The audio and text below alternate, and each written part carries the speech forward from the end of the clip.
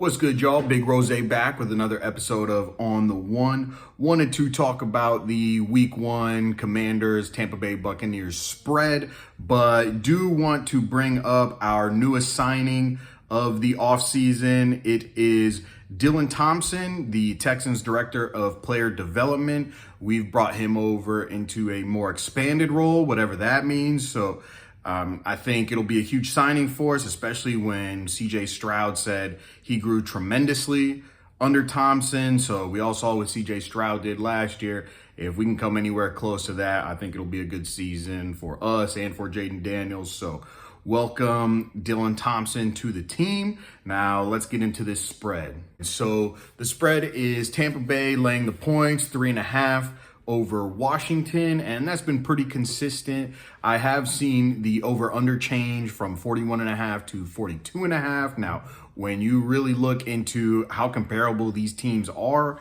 you're going to see why that 41.5 is a little more enticing than the 42.5. But to compare these two teams, so just to start it off, in 2023, Commanders averaged 19.4 points per game. Bucs averaged 20.5. So they're teasing you with that little 1.5. You know, that's your 40 points put together right there. Now, when you look at the Buccaneers specifically, you've got Baker Mayfield coming back, 28 touchdowns, 10 interceptions. Honestly, this team did not lose a lot. They gained a few players, but it's almost the same exact team coming back from last year. But Baker Mayfield, 28 tutties, 10 interceptions, 4,000 yards. Mike Evans back, 1,000 yards, 13 touchdowns, tied for the league lead last year. Chris Godwin also over 1,000 yards last year. Now, when you look at their defense, they were 23rd overall, but actually their rush defense was top 5. So really good rush defense. Once again, all those guys coming back, they added a few pieces. So they should be just as stout. Wouldn't expect anything, dramatic to change. But essentially, the Bucs brought in Bryce Hall after they traded Carlton Davis, which, okay, Carlton Davis was an okay player for them last year. Bryce Hall, I guess. Now, they also signed Randy Gregory, Tavier Thomas, cornerback, Levante David, linebacker, Greg Gaines, defensive tackle. So they're trying to shore up, their defense, because the Bucs were actually bottom 4 last year in passing defense. Now, when you look at the Commanders, and, we can really get into it if you want. I'd rather not. Bottom 5, bottom 10 in almost every single category, but where the Bucs were bottom 4 in passing defense, their Commanders were dead last. So we've got our own problems in that defensive backfield. Now, on offense, this is where the teams really actually are comparable. So for the offense, Tampa overall was 23rd. And Washington was 24th. So back to back. Passing attack, Tampa was 17th in the league. Washington was 18th. So neck and neck right there. Rushing attempts or rushing offense. This is where Washington was better, kinda. Tampa Bay was dead last. Washington was bottom 6. And to look at Washington's offense specifically, we had Sam Howell, who's no longer here, almost 4,000 yards, missed it by 54 yards, 21 touchdowns, 21 interceptions. McLaurin, once again, demon on the field, 1,000 yards with his 11th quarterback, I believe it is. So expect that same production again next year. And then after that, you've got a big drop off on the offense, at least as far as passing goes. So Curtis Samuel, no longer with the team as well, 600 yards. Dotson, 518. Logan Thomas, no longer with the team, 496 yards. De'Ami Brown, 168 yards, man. Do you guys know that we could have had Amon-Ra St. Brown instead of De'Ami Brown? What a shame, honestly. Honestly, an absolutely perfect reflection of Ron Rivera. I mean, just wants to make you cry sometimes. Now, we did add Austin Eckler, even though he did have a low 51 passes last year. So, he's not going to be as rushing as much as he was, but we are going to need him to step up those pass catches. We did sign Zach Ertz. We signed Fowler, Frankie Louvu on the defensive side. We signed Tyler Biadasz, so we're trying to shore up that offensive line, which was absolutely horrible last year.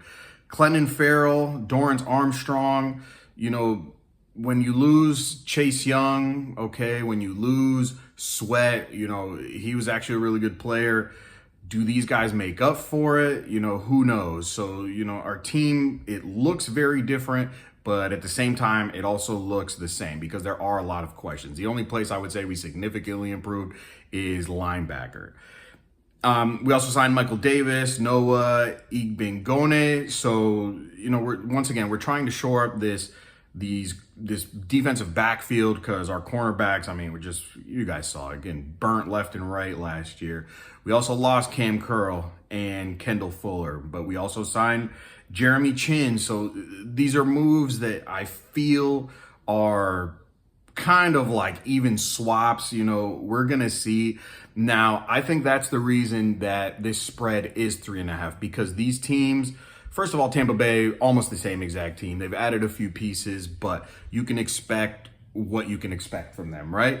Now, for Washington, our team looks very different, but at the same time, it kind of looks the same. Also, there is a lot of questions at quarterback, at offensive line, at defensive backfield. It's just questions all over the field. So I feel like Vegas is really looking at what we did last year, even though it is a completely different team, and kind of trying to, forecast it onto what it's going to be this year.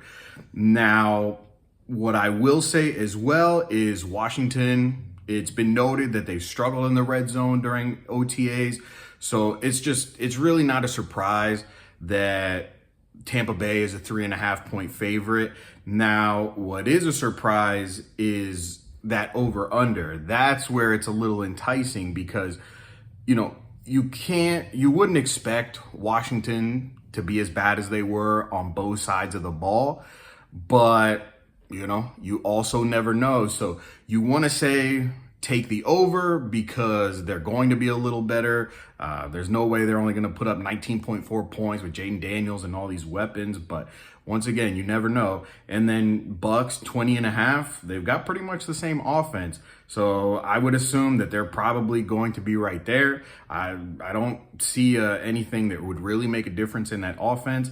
So for me, and we'll come back to this, I'm not good on the over-unders. I hit the spreads a little more than those, but just on what I've seen up until this point, we're still very early in the season, right? I'm hitting that under 41.5. I would assume that the Bucs are going to do what they do. I have to see it from Jaden Daniels first. I have to see it from that defense first. So I would hit the under on that just because I don't know what Washington is going to do. Now, on the spread, -3.5, as a betting man, as a Commanders fan, I want to say we'll be close. It'll be a closer game than that, right? We'll win. How could we lose to Baker Mayfield? Oh, it can happen. Y'all know it can happen.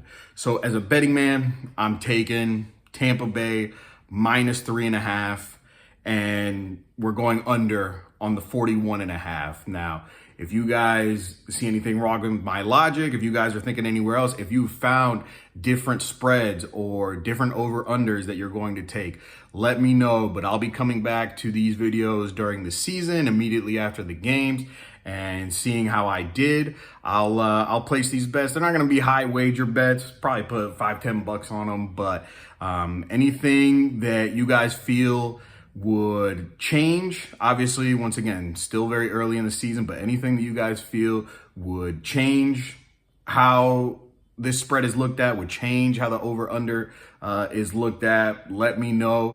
And even if our team loses, that's fine as long as we win some money. So holla at me, guys. I'll catch y'all on the flip side. Appreciate y'all watching On the One. Rose out. Peace.